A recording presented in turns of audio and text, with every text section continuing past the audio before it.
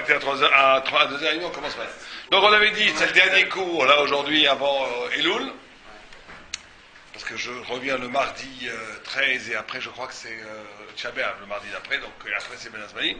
Donc on reprendra, si Dieu veut, en Elul. Mais on va faire un petit Dvar Torah, un petit Limoud, sur la notion des 3 semaines qu'on va maintenant traverser. Les 3 semaines, qu'est-ce que c'est? Alors d'abord, d'emblée, il y a une contradiction, où d'un côté on nous dit que c'est une période de deuil, puisqu'il y a des lois, des halachas de deuil, à certains moments on ne mange pas de viande, on ne boit pas de vin, on se coupe pas les cheveux, c'est vraiment du deuil, comme les halachas de la veloute, comme quelqu'un qui dit Allah nous perd un proche.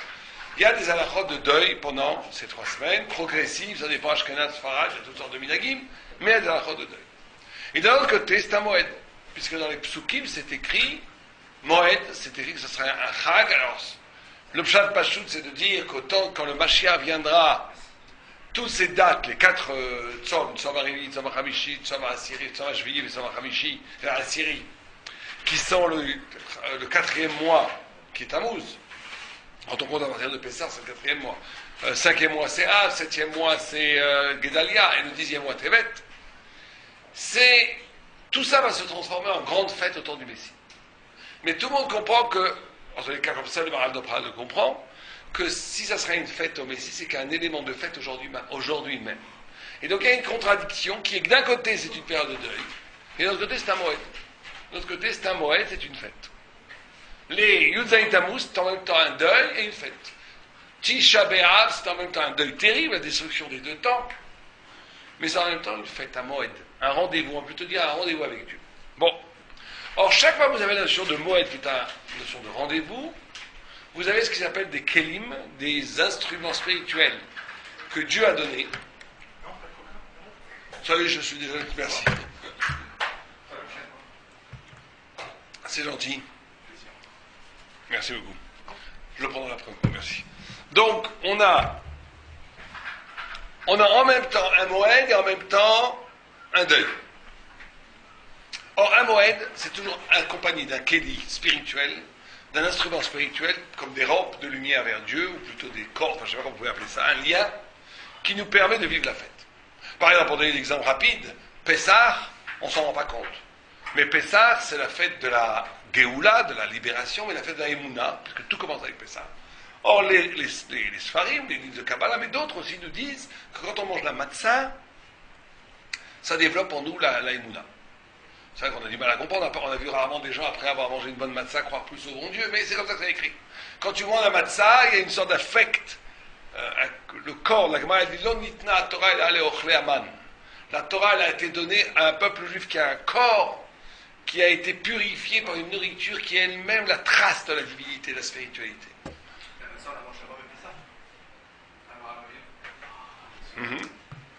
Ça expliquera pourquoi on prend un grand Pessah.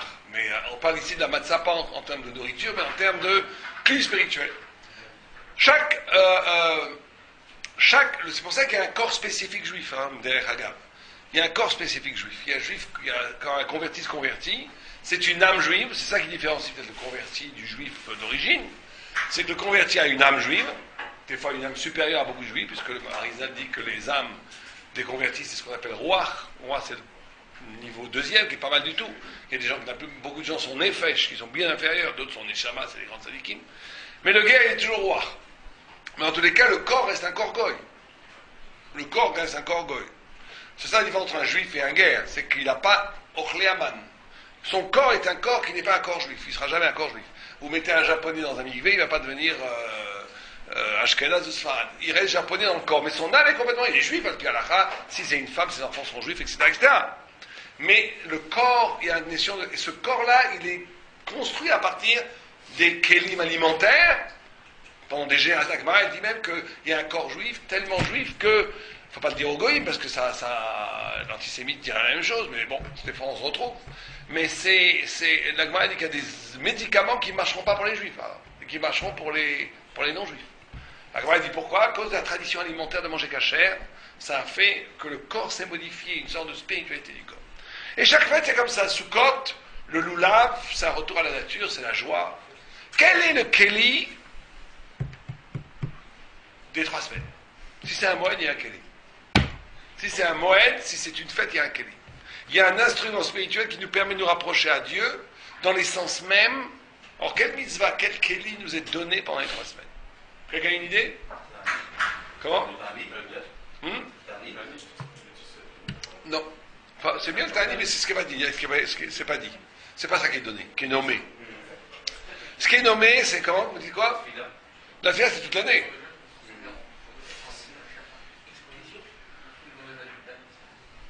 C'est un moed. Yudzaïn Tammuz, c'est aussi un digne de moed. On ne fait pas Tachanoun, par exemple. Vous savez qu'on ne fait pas Tachanoun pendant ces fêtes parce que c'est un digne de moed. Al-Pi Alakha, une répercussion. On ne fait pas Tachanoun. Tishemen Tishaber, on ne fait pas Tachanoun, c'est un moed.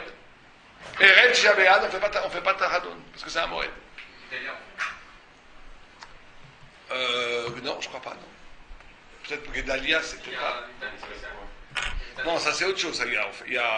On ne fait pas Tachanoun, on ne fait pas des Filat Tapaïm.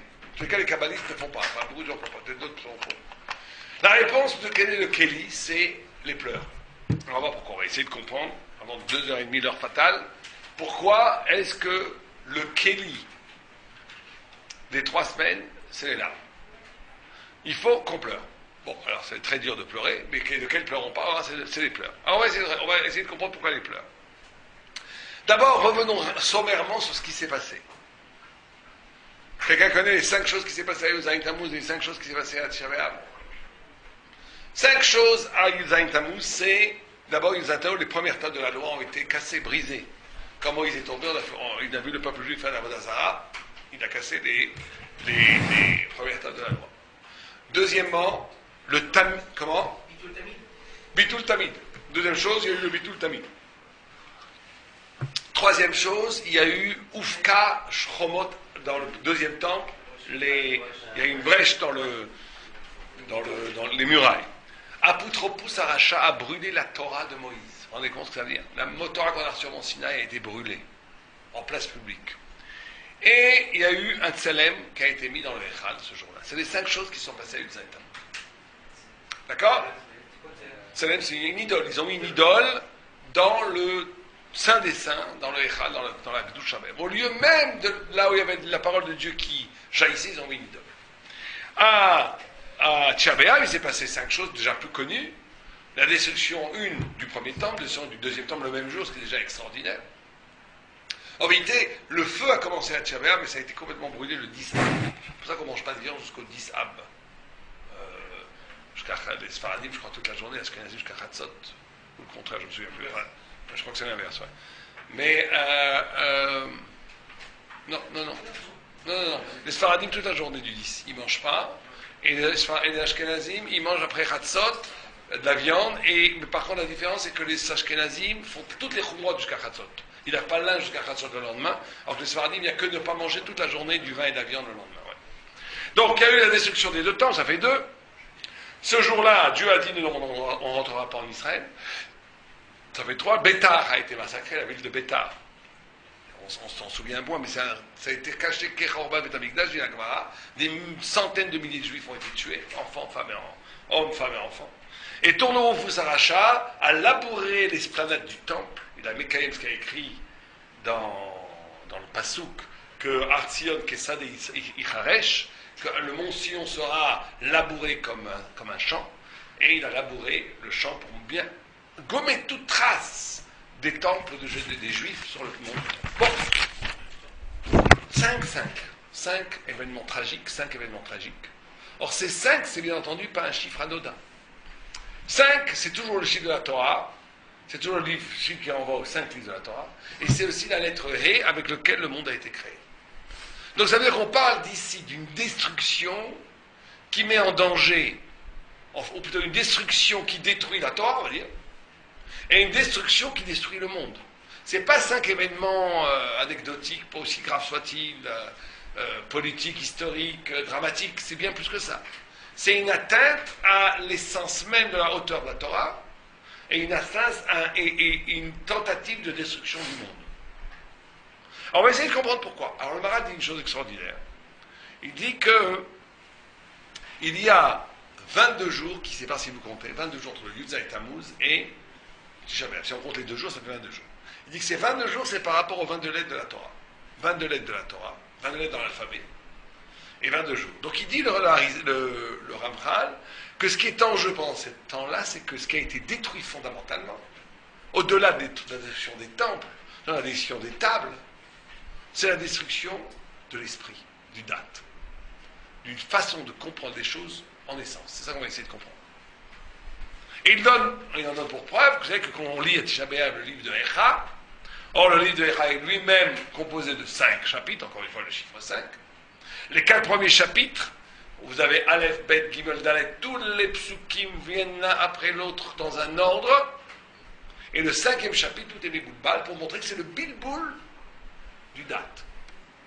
Le Bilboul du date qui est en jeu. Alors qu'est-ce qu'on parle? Qu'est-ce que ça veut dire le Bilboul du date? On va essayer d'abord de comprendre. Si on prend par exemple le Zayin Tammuz, il a été donné, tous les exemples qu'on a donnés, c'est un raptis. Il y a un rapetissement, il y a quelque chose qui devient plus catal, maktim. Il y a une réduction. Une réduction. Par exemple, le Zayin Tammuz a été décrété qu'on ne rentrerait plus en Eretz Israël. Ça veut dire qu'avant, normalement, d'après le plan initial qui est le rôle de Dieu, la sortie d'Égypte et la rentrée en Israël ne faisaient qu'une. Au point, la Gemara avait dit que si ça s'était passé comme ça, on aurait été indéracinable d'Eretz Israël. Ça aurait été, aucune nation n'aurait pu nous cholette. Parce que la libération a pour conséquence la révélation qu'est le Torah, et après le bonheur universel qui est l'habitation de la terre d'Israël. C'est-à-dire que révélation, ça veut dire que libération, révélation, rédemption, on va dire ça comme ça en français, il faudrait dire Géoula, sortie d'Égypte. Gilouï, qui est presque la même racine, Arsinaï, et la Géoula totale, ça veut dire le Mashiach, Eretz Israël, normalement c'est tout ça, c'est un seul grand mouvement. Ce qu'a fait la Ched des Meraglim, c'est qu'il a cassé ce mouvement. Maintenant, il y a une possibilité, on peut être libre, mais pas savoir de quoi faire de sa vie. On peut être libre, on est sorti d'Égypte, mais on n'a pas le bonheur. On est coupé, maintenant on n'est pas encore rentré, on peut comprendre la Torah, c'est vrai, mais on ne peut pas l'appliquer quotidiennement.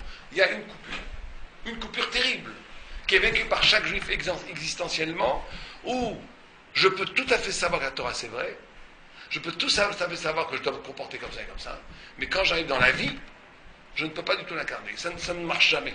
Je n'arrive pas à incarner le principe. Il n'y a plus de rapport entre l'existence et la vérité et l'existence. Ça c'est le grand drame. Deuxième chose qui s'est passée, par exemple, c'est la destruction des tables de la loi. Alors on va essayer de comprendre ça parce que c'est ça quand on dit Chorban Hadat. Chorban Hadat, la destruction du sens, elle n'est de l'intelligence. Elle est illustrée parfaitement par la destruction des premières tables. Alors c'est quoi? C'est que, quelle est la différence entre les premières tables et les deuxièmes tables? Quelle est la différence entre les deux? Non, ça c'est dans les deux tables. À droite, c'est Ben Adam le Makom, à gauche, ou bien le contraire, Ben Adam les Chaveron. Mais je parle entre les premières tables détruites et les deuxièmes tables données. Oh, les premières sont écrites par Dieu et les deuxièmes par Moshe Rabbeinu. Qu'est-ce que ça veut dire? Qu'est-ce que ça veut dire pour nous? Un filtre, c'est plus les mêmes. Oui, mais à quel niveau? Ça veut dire quoi? Ça veut dire qu'avant, il faut bien comprendre ça, c'est essentiel. Essentiel à comprendre ça. C'est qu'avant, avant la faute du veau d'or, la Torah, la vérité et l'accepter. Vous avez toujours la vérité et le rapport à la vérité. On peut avoir un rapport idolâtre à la vérité, par exemple. On peut avoir un rapport idolâtre à la Torah. Un faux rapport à la Torah, on va dire. Il y a la vérité et il y a le rapport à la vérité. Je peux avoir la vérité, mais avoir un rapport faux à la vérité. De l'autre côté, quelqu'un, il peut être un idolâtre, adorer une pierre ou un arbre comme un idiot, mais il est complètement vrai dans ça, il est prêt à mourir pour ça, il est complètement intègre dans ça. Il a un vrai rapport au mensonge, on va dire. L'homme devient total quand il a un vrai rapport à la vérité, quand les deux sont en même temps. Le rapport est vrai et l'objet du rapport est vrai. Ça, c'est le tzaddik.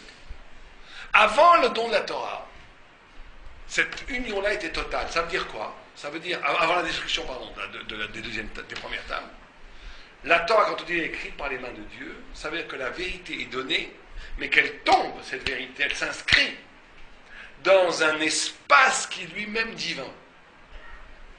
Ça veut dire que Dieu avait donné avec les premières tables des kelim, des instruments intellectuels, spirituels, psychologiques, émotionnels, qui pouvaient faire qu'un homme pouvait comprendre le monde avec les yeux de Dieu. On pouvait saisir l'infini avec un psychisme de l'infini, avec une intelligence de l'infini, avec des kelim, une perception de l'infini. Ça a été détruit. Maintenant, la Torah, elle est écrite par l'homme. Ça veut dire quoi? C'est-à-dire que combien toi tu veux la Torah, tu auras la Torah. Combien tu n'investis pas, tu n'auras rien du tout. La Torah, des gens disent la Torah, ils disent bon, mais c'est creux ça. Je comprends rien, c'est pas très intéressant. Qu'est-ce que c'est? Tu aimeras ton prochain comme toi-même. D'accord? Bon, on connaît déjà, on a lu ça dans tous les livres. Vous lisez le Shor Keneger, la para qui est le Shor. Une fois, j'ai enseigné la Gemara à quelqu'un en essayant de le rapprocher du judaïsme. C'était la Gemara, c'était l'histoire de vaches et de moutons. Il me dit, mais je suis pas fermier, moi. Au bout de sa vie, il n'en pouvait plus. Il me dit, je suis pas fermier, qu'est-ce que tu me parles de vaches qui encordent des taureaux qui encordent des vaches? Alors je lui dis, mais comment ça se fait qu'on n'a aucun fait? C'est ça, d'ailleurs, c'est un des secrets qui sont derrière. Quand vous regardez le tenant des textes, on parle de quoi? De bord, de shore, et il n'y a pas, j'ai jamais vu des gens qui s'étudient avec autant de passion un texte que la Gemara. Je n'ai jamais vu ça, nulle part. Nulle part. Même ceux qui font la philo, les trucs, bon, ils n'étudient pas 12 heures par jour comme des fous avec une simcha. D'où ça vient ça? Ça vient parce que c'est divin. C'est pas par rapport au contenu. Il y a derrière ce contenu, il y a 1000 fois plus de contenu. Mais ce 1000 fois plus de contenu, il ne va être dévoilé que si on le veut, s'il y a un désir d'infini, un désir de comprendre. Tu désires pas, ça va te parler de creux. Si c'est rec, Akbar dit c'est toi qui es rec. Si c'est vide, c'est toi qui es vide. C'est ça l'irruption de la deuxième table de la loi, qu'elle est écrite par Moïse. C'est-à-dire que maintenant, les mêmes paroles sont là, la même parole, elle est là. C'est la même vérité. Simplement, elle ne tombe plus sur un kéli divin, elle tombe sur un kéli humain. Donc, combien l'homme va percevoir, il va attraper. Combien il va pas percevoir, ça va passer à côté. Et le Maharal explique. Vous savez que ça, c'est très intéressant. Vous connaissez ce midrash avec l'enfant. Quand l'enfant est dans le ventre de la mère, on dit qu'il étudie toute la Torah. Toute la Torah. Et que quand il se lève, l'ange lui donne un coup sur la bouche, pour ça qu'on a cette marque, et qu'il oublie toute la Torah. Et le Maharal, il dit, mais pourquoi qu'à la bouche? Pourquoi on ne donne pas une claque sur le front? Pourquoi la bouche? Il dit parce que c'est quand l'homme naît et qu'il accède à la parole, quand il naît, potentiellement, c'est déjà un être parlant, c'est parce qu'il accède à la parole qu'il oublie la sagesse. Pourquoi? Et quand vous regardez attentivement le Midrash, on dit que quand il est dans le ventre de la mère, il y a une bougie sur son front, et qu'il voit jusqu'au bout du monde. C'est-à-dire qu'il n'y a pas besoin que la bougie n'a pas besoin d'éclairer le bout du monde pour voir le bout du monde. Ça, c'est une chose qu'on ne comprend pas. Être capable, dans l'illumination, d'être véritablement en absolue harmonie avec ce que je suis, de comprendre tout. C'est ça le savoir qu'on a perdu. Les très grands sadiques, ils y touchent un peu. Il y a des grands sadiques qui n'ont jamais sorti du bétaminage. Ils étudient tout le temps, mais ils savent tout. Il n'y a pas une chose dans le monde, dans l'être, qu'ils ne connaissent pas. Ils sont beaucoup plus informés sur la nature des choses que les journalistes qui ont passé leur temps à se balader dans le monde entier. Bon, ils ont un petit peu acquis de ce qu'on appelle organus, la lumière cachée, le savoir inné. Vous comprenez? C'est un savoir qui ne passe pas par l'expérience. Vous comprenez? C'est très difficile pour nous à comprendre. C'est que nous, on a un savoir, normalement, qui est le résultat d'une expérience. Donc en réalité, c'est un savoir qui est le résultat du réel. Donc ce n'est pas un très grand savoir. C'est toujours un savoir qui est tributaire de la matière, on va dire. Vous comprenez? Je vous donne un exemple très simple, un peu bébête, mais pour comprendre. Imaginez un homme qui est dans une chambre complètement noire. Complètement noire. Premier jour, il va se taper là, il va se faire mal. Bon, deuxième jour, encore troisième jour, il va l'éviter. Là, il y a un truc, il va tomber, il va se casser une jambe. Après, le lendemain, il ne va plus se casser la jambe. Au bout d'un certain temps, il va savoir se balader dans l'obscurité comme s'il y voyait. C'est un savoir. Il a acquis ce savoir de l'expérience. Vous allumez un tout petit peu de lumière à la chambre, tout ce savoir, il est battelobé boutal, il n'y en a plus besoin. Tu vois, il n'y a plus besoin. Et bien c'est pareil, entre le premier savoir et le deuxième savoir. Le deuxième savoir, le savoir dont lequel il est humain, c'est un savoir qui passe par l'expérience. C'est un savoir qui est intéressant, bien entendu, mais qui n'est pas la chose en soi. Quand vous voyez la lumière, vous n'avez plus besoin de l'expérience, vous la voyez. Vous voyez les choses en soi. C'est ça qu'on a perdu. On a perdu ça avec la faute du Vaudor. Et on va voir que le tikkun des 3 semaines, c'est le tikkun de ça. C'est Dafka le tikkun de ça. Ce qui a été brisé, c'est ce savoir-là.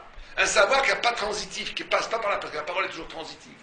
Signifier, signifiant, ça passe toujours. Signifier, signifiant, c'est des mots compliqués, mais c'est très simple. Ça veut dire que je dis quelque chose pour désigner autre chose. Je ne peux pas attraper la chose directement. Je suis obligé de donner une parabole. Je tourne autour de la chose, je ne peux pas aller dans les sens. C'est ça qui a été brisé. Or le Maharal dit, pourquoi est-ce qu'on a fait la faute? Il dit, parce que le Aïn, quand vous regardez, c'est la Gemara qui dit ça, quand vous regardez les 4 premiers livres de Echa, de Lamentation, on a dit qu'il y avait premier pasouk, Aleph, deuxième pasouk, Bet, troisième pasouk, Gimel, Dalet, He. Il y a un moment donné où ça s'inverse. C'est P, la Gemara dit, Mishum Digdimu P la Aïn, Lama Chato Ameraglin, Mishum Digdimu P la Aïn. Le P, tout d'un coup, qui est le chiffre numérique de 80, est avant Aïn, qui est 70, normalement, Aïn est avant le P. Là, on voit que le P est toujours là. Regardez chez vous dans l'Echa, dans les 4 chapitres, le Aïn est avant le P. Le P est avant le Aïn. Ce qui est une erreur.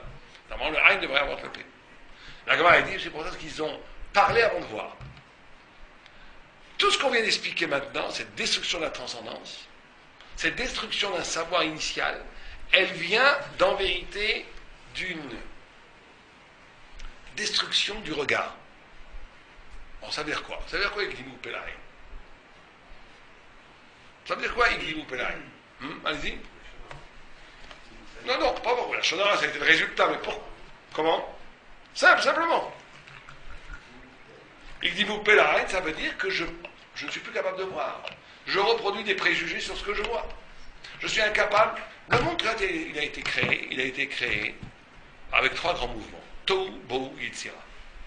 Tohu, ça veut dire étonnement. Bohu, ça veut dire bilboul. Yitzira, ça veut dire création.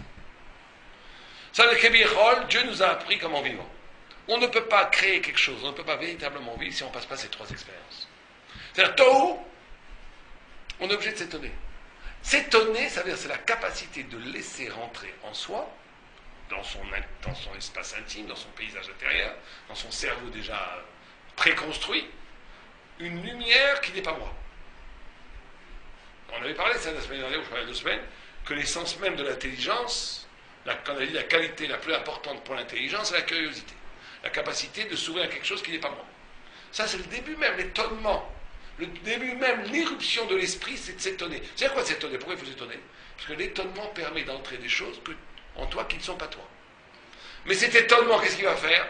C'est de laisser rentrer des lumières qui ne sont pas toi, des idées que tu n'avais même pas soupçonnées, des facettes du monde que tu n'aurais même pas imaginées. De les laisser te rentrer en toi, ça va te bousculer. Parce que toi, tu as déjà un monde organisé dans ta tête. Donc ça va faire bilboul. Tohu vabohu. Et donc tu vas être obligé de répondre par une Yitzhira. Il va falloir réorganiser le monde. C'est ça être créatif, c'est ça penser dans la Torah. Comme disait un grand rabbin, il disait, la plupart des gens ils préfèrent mourir que penser. Bon, je ne sais pas pourquoi, les gens ils n'aiment pas penser. Ils préfèrent mourir que penser. Pourquoi? Parce que c'est gênant. Tu as déjà organisé le monde. La plupart des gens, quand vous regardez un enfant de 2-3 ans, il fait ça. Il fait ça. Là, les enfants de 3 ans, 4 ans, ils font ça. Ils sont obligés, sinon ils ne sauraient rien. Eux, ils sont vivants. Mais malheureusement, la plupart des gens s'arrêtent 7-8 ans, voyez. 7-8 ans. Ils ont déjà compris le monde. Bon, on ne va pas être méchants. 10 ans. 10 ans, les gens, ils ont déjà compris comment ça marche. Et chaque fois qu'ils vivent une vie, ils reproduisent le même schéma. Tout est inscrit. Ça, je connais. Lui, je connais. Lui, je l'ai mis. Je l'ai catalogué. Lui, je l'ai catalogué. Lui, je l'ai... Des fois, c'est très efficace. Mais vous comprenez que c'est une vie inutile. Tu répètes pendant 90 ans ce que tu as déjà fait à 10 ans. Tu n'es pas capable de grandir. Alors, c'est vrai que la deuxième solution est plus difficile. La vraie, parce que c'est vraiment existé. Mais après, tu arrives à une richesse intellectuelle, une richesse spirituelle infiniment plus grande. Or, la faute des Meraglim, c'est chez Gdimou Pelaïn. Ils sont rentrés avec un préjugé, ils n'ont pas compris la grandeur des Rêtes d'Israël, et ils n'ont pas pu voir. Tout ce qu'ils ont vu, quand on dit Gdimou Pelaïn, c'est pas que le Aïn a disparu. Hein. Le regard, il n'a pas disparu. Mais c'est un regard qui ne voit que ce que tu as dit déjà. Et quand tu fais ça, tu coupes toute relation réelle, et tu tues les gens, parce que la façon dont tu vois les gens, tu les formates. Moi, j'avais un ami qui m'a raconté cette histoire, le pauvre, que son fils, c'était un cancre, et un jour, il a ramené une très bonne note de l'école. Et il lui a dit, la note, le père, il a rigolé, il a dit, t'as triché, arrête. T'as triché, c'est pas possible. Alors que le gosse, je ne sais pas s'il a triché ou pas, mais peut-être qu'il n'avait pas triché, qu'il avait tout son... Vous comprenez? Il avait réduit, que c'était impossible pour lui que son fils ait une bonne note. On tue les gens comme ça. Je t'ai réduit, t'es un mauvais élève. l'ouverture du regard, ça donne aussi une chance aux autres. Ça donne la possibilité à l'autre d'advenir. Il faut être capable d'être interpellé, étonné, s'ouvrir à l'altérité de l'autre. Et donc c'est vrai que c'est mes balles belles. Mais on est obligé après d'être créatif, de recréer. Et après, c'est comme ça qu'on grandit, qu'on devient tel chacham. Or, le Maharal voit dans ses Glimou Pelahaïn l'illustration de cette réduction d'intelligence dont on a parlé. Pourquoi? Quelqu'un peut m'expliquer le rapport? Il dit que ce qu'on a parlé, qu'il y avait avant une intelligence dont non seulement le contenu, mais aussi les kélim pour la supporter, pour l'accepter, pour la capter, était divin. Ça a été cassé. Maintenant, on a le même contenu, la même révélation, mais elle est captée avec des cerveaux. On n'a pas des cerveaux, mais on est peut-être un peu plus intelligent que les goïms, mais on utilise les mêmes 1 plus 1 font 2 pour tout le monde. Hein. On utilise les mêmes kélim, on va dire, intellectuels. On n'est pas différent, on n'invente pas des démarches logiques nouvelles que personne ne connaît, pas du tout. Donc on est réduit à capter la vérité qui nous a été donnée avec notre esprit. Ça, c'est lié à Iglimou Pelahaïn. Pourquoi? En quoi c'est lié à ce phénomène d'avancer la parole au regard? Parce que quand j'avance la parole au regard, qu'est-ce qui se passe quand même? Réfléchissons 1 minute. Qu'est-ce qui se passe? En vérité, je suis en moi-même. Je ne me vis que moi-même. Je ne me vis que moi-même. Je suis complètement moi-même. Je suis dans le particulier, je suis dans un filtre. Toute intelligence passe d'abord par moi. Or, qu'est-ce que c'est la différence? C'est ça, d'être dans le particulier, d'être dans le petit, d'entrer dans la finitude. Quand je suis capable d'écouter une parole qui n'est pas moi-même, je rejoins l'infini. C'est-à-dire que je suis capable. Shlomo Ameler avait fait un peu le tikkun de ça. Il pouvait parler aux animaux, par exemple. Non, c'est pas parce que ça. Vous voyez quelqu'un aujourd'hui parler à un éléphant, vous l'envoyez à l'asile psychiatrique. Mais il y a Shlomo, il était capable d'ouvrir d'annuler son ego, on va dire, d'annuler son petite humanité bourgeoise qui a tout compris, qui a déjà... Il n'avait pas peur de une fissure, de se fissurer, de s'ouvrir à des dimensions transhumaines. Et plus je fais ça, plus je reçois la lumière divine, parce que Dieu, c'est la totalité. La totalité est plutôt la lumière de Dieu. Vous comprenez? Et donc, quand je m'agdim Pelahaïn, j'ai aucune possibilité, Bichlal, de recevoir cette lumière divine. Aucune. Parce qu'en vérité, je ne fais que me dire moi-même. J'ai mon opinion, tac, tac, tac, j'ai structuré, je connais mes trucs, tac, tac, tac, tac, tout rentre dans... J'ai une sorte de programme d'ordinateur dans la tête qui est des fois efficace. Des fois très efficace, d'ailleurs. Mais ça ne change rien, t'es un idiot total. Parce que tu réduis tout ce qui se passe à ton schéma. Et donc, tu vis qu'en toi-même. Tu vis seul. Voilà, en réalité, tu vis seul. Et donc, tu n'as aucune communication, aucun rapport avec Dieu, aucun rapport avec le monde, aucun rapport avec l'autre. Des gens, ils vivent mariés, ils vivent seuls. C'est un faux couple, c'est une illusion. Chacun vit dans sa boîte. C'est comme ça. Or, ça, c'est le malheur absolu pour la Torah. C'est le Chorban Hadat. Vous savez qu'il y a 3 péchés fondateurs. Le premier, chaque fois qu'il y a le rapport de l'homme à Dieu, c'est quoi le péché de rapport à l'homme à Dieu? Qu'on vous a dit? Non, mais lequel? Il y a 3 péchés où chaque fois que quelqu'un fait un chilou Shabbat, il va recevoir un coup sur la tête de Dieu pour ce chilou Shabbat, mais aussi pour ce péché original. Qui est lequel? Comme Israël a fait? Egel Hazav. Egel Hazav, c'est l'archétype du péché de l'homme à Dieu, de Adam et Makom. Chaque fois que quelqu'un fait une avéra de Adam et Makom et qu'il reçoit une punition, il reçoit la punition pour sa faute particulière, mais aussi en plus on nous rajoute une autre claque à cause de Egel Hazav. Le péché de Adam et Makom, quand quelqu'un fait du lashon hara, insulte quelqu'un d'autre, fait du mal à l'autre, c'est quoi l'archétype? C'est quoi dans la Bible, dans la Torah, l'archétype? Non, ça c'est, je parle chez les Juifs. C'est bien vu, Caïn et Abel, mais chez les Juifs. Sûrement, chaque Caïn et Abel, c'est encore plus à la racine. Chez les Juifs, comment? Non, non. C'est la vente de Yosef.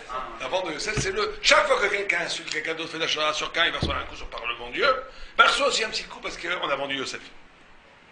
Et il y a un 3e péché qui est moins connu, c'est le péché envers nous-mêmes. Il y a aussi une profanation envers nous-mêmes. Il y a toujours 3 relations. Relation à Dieu, relation à l'autre, relation à soi. S'il manque une de ces 3 relations, il manque une des 3 facettes de l'homme total. L'archétype du péché de l'homme à soi, c'est les miraglim. C'est les miraglim. Dieu nous a proposé quelque chose magnifique, une grandeur. On n'a pas cru en nous-mêmes.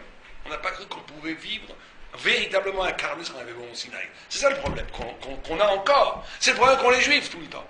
On ne croit pas vraiment qu'on peut incarner ce qui est... On veut bien croire au Sinaï. On veut bien croire que c'est magnifique la Torah. Mais de devenir un peuple exceptionnel en Eretz Israël, non, là on va devenir comme les autres peuples. On n'a plus rêver. Ça c'est la faute. C'est la faute de nous à nous. Et de nous à nous. Et c'est pour ça qu'on reçoit sur les coups sur la tête. Chaque fois qu'on nous envoie un petit bateau à Gaza, c'est pour nous rappeler que vous êtes exceptionnels. Comprenez?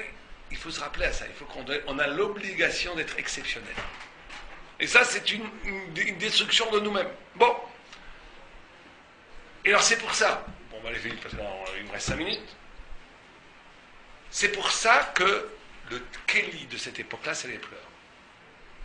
Parce que qu'est-ce qui s'est passé? La Gemara nous dit que quand on nous a donné Eretz Israël, les 12 Meraglim sont été 10 des 12 Meraglim, à part Caleb et Yoshua. Ils ont dit c'est terrible cette terre, elle mange les habitants, impossible, ils sont Chazak Mimenu, ces gens-là ils sont beaucoup plus forts que nous, etc. etc. Bon, ils ont tous pleuré. Dieu a dit vous avez pleuré, Bachitel Bechia Shalchinam, Asbeati Yé Bechia, je ne sais pas comment le Priya Shel Dorot. Vous aurez des priotes, les Dorot. Et c'est pour ça que c'est un Moed. Parce que les pleurs c'est quelque chose d'extraordinaire. Pourquoi c'est extraordinaire? Parce que les pleurs, sur cette trahison-là, qu'on a trahi l'espérance de nous-mêmes, qu'on a trahi la confiance de la grandeur d'Israël, qu'on a trahi l'élection, on va dire, le fait qu'on était le peuple élu. Les mots, ça ne peut pas faire de tikkun. On a pleuré, on a trahi au niveau des larmes. Quand est-ce qu'on pleure? Quand je ne comprends plus rien. C'est au-delà du savoir. On a trahi notre élection dans quelque chose de plus fondamental que le concept même, qui est tout le système du désir, le système de l'émotion. Or, Dieu nous dit, la seule tikkun qu'il y aura pour ça, ça sera quand vous pleurez pour quelque chose de valable. Ça veut dire, en gros, pour dire les choses rapidement, c'est pour ça que c'est un Moed, parce qu'il s'est fait jour. À partir de maintenant, la Torah, on va la voir si on la désire. Et paradoxalement, ce désir de l'infini, ce désir de la vérité, ce désir de la Torah, les deuxièmes tables de la loi, elles sont infiniment plus petites que les premières tables de la loi. Mais d'un autre côté, elles sont plus grandes. Pourquoi? Parce que les premières tables de la loi, Dieu a fait tout le boulot. La vérité est donnée par Dieu, et l'instrument pour accepter cette vérité, elle est aussi donnée par Dieu. Maintenant, on a une Torah qui, quelque part, est écrite par l'homme. Et c'est le désir de la vérité qui va être l'encre qui va écrire cette Torah. Et donc, c'est un Moed. Parce que maintenant, au cœur même de l'extraordinaire chute qui a été de la première table au deuxième table, se fait jour quelque chose d'absolument extraordinaire, c'est que maintenant, la Torah, elle va aussi jaillir à partir de notre propre désir. C'est pour ça qu'il faut pleurer. Il faut pleurer sur la part de l'infini. Si on pleure sur la perte de l'infini, si on pleure sur la perte du sens, si on pleure sur le fait qu'on est infiniment plus petit que ce qu'on devrait être à Israël, si on pleure sur cet extraordinaire potentiel spirituel qui nous est donné, qu'on n'exploite pas, etc., etc., si on est capable de pleurer sur ça, alors on va faire le tikkun de la pleure mesquine qu'on a fait dans le désert en disant c'est pas pour nous. Mais on ne peut le faire qu'au niveau des pleurs, on ne peut pas le faire au niveau des mots ou au niveau des maasim, parce qu'on doit tellement désirer la Torah, on doit tellement désirer la grandeur du peuple d'Israël, on doit tellement désirer le Mashiach, c'est-à-dire la capacité de vivre en Israël comme un peuple hors Agoïm qui va illuminer le monde. On doit tellement désirer ça qu'on doit en pleurer. Alors aujourd'hui, le Maral dit, on est arrivé tellement bas qu'il faut pleurer qu'on ne pleure plus. Parce que qui c'est qui pleure vraiment, qui c'est qui a envie véritablement de cet infini? Ok, alors au moins pleure sur ce fait que tu n'as pas envie de pleurer, c'est aussi catastrophique que tu n'as pas envie de pleurer. Mais il faut arriver aux pleurs. Il faut arriver au plat, il faut arriver à l'émotion. Il faut arriver au cœur même du dispositif émotionnel. De renouer avec Dieu dans ce dispositif-là. C'est comme ça. C'est le tikkun des larmes. Et ça, parce que dès qu'on arrive à ça, on va renouveler le regard. L'émotion, les larmes réelles, elles ont la capacité de t'arracher à toi-même. Quelqu'un qui corps en lui-même, il pleure jamais, tout va bien. Il est qu'en lui-même. Quelqu'un qui souffre, qui est ému. C'est quelqu'un qui souffre à quelque chose qui est plus grand que lui et qui le concerne intimement. C'est pour ça qu'on pleure quand un grand événement arrive, ou quand on voit quelque chose de magnifique, ou quand on voit que quelqu'un souffrait vraiment. On pleure parce que c'est en même temps, je sors de moi et c'est en même temps extraordinairement frappant. Les deux en même temps. Et bien c'est ça qu'on doit essayer de faire. Pendant cette période-là, on doit essayer de trouver le lieu. Ça, pas, on n'est pas obligé de pleurer comme comme des... Je sais pas comment, ça peut être une arme même qu'on ne voit pas. Mais en tous les cas, il faut toucher le lieu où à un moment donné, je dis, c'est pas possible, ça ne peut plus continuer comme ça. Il faut essayer de trouver l'ouverture de la grandeur pour Am Israël, et dans ma vie particulière, dans la vie de Am Israël, par rapport à plein de choses qui se passent, aussi bien individuellement que collectivement. Trouver la voie de l'ouverture de la grandeur, qui est inhérente au peuple juif. Donc on ne peut pas ne pas être à un moment donné sensible que cette grandeur est perdue. Parce que tout le monde, en tant que juif, il a la mémoire de cette perte. Et quand on a la mémoire de la perte, on va la retrouver. Tant qu'on ne désespère pas, tant qu'on pleure sur ce qu'on a perdu, on peut retrouver ce qu'on a perdu. Si on n'y pleure plus, ça ne reviendra jamais. On ne peut pas espérer un tikkun sans désir de retrouver ce qu'on a perdu. C'est ça le travail essentiel des 3 semaines qu'on doit essayer de faire. Allez, nous et bonne fleur, bonne larme.